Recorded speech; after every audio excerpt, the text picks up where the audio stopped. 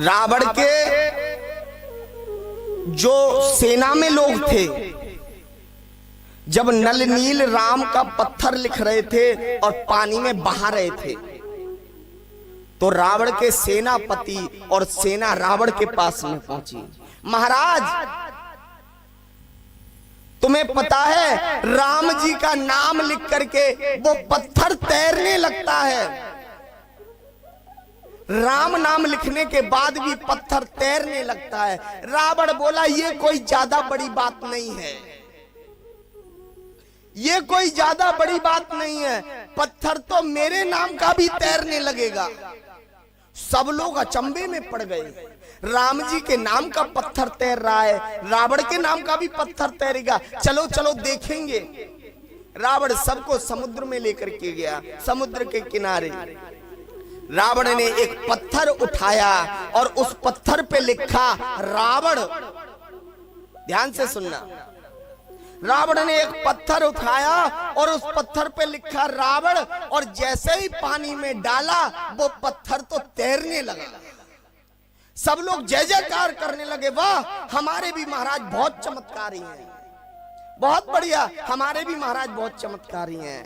लेकिन रावण जब शयन कक्ष में गया तो मंदोदरी ने पूछा, महाराज मैं जानती हूं आपके नाम का पत्थर कभी तैर नहीं सकता, ये पत्थर तो राम जी के ही नाम का तैर सकता है, आपके नाम का पत्थर कभी तैर ही नहीं सकता। लेकिन एक बात बताओ, आपने ये किया कैसे?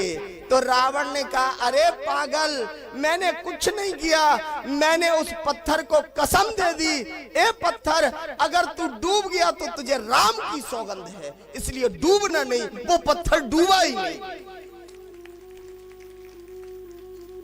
पत्थर नहीं डूबा। वो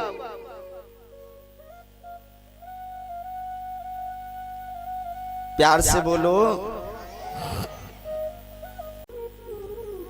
नहीं तो एक बात बताओ, लंका में सभी ने विरोध किया था ना रावण का, कुंभकर्ण से लेके मेघनाथ से लेके सबने विरोध किया था।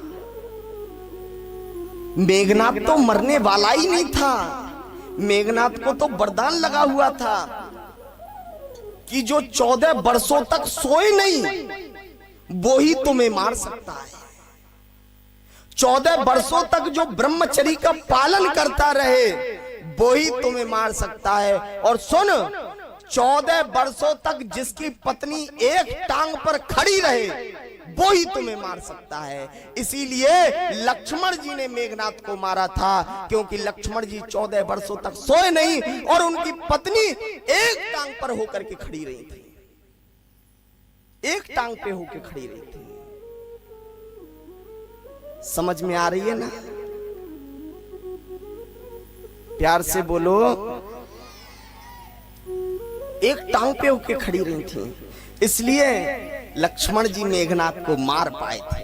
तभी तो मेघनाथ ने रावण को आके समझाया था कि पिताश्री वो कोई साधारण नहीं है, वो भगवान है।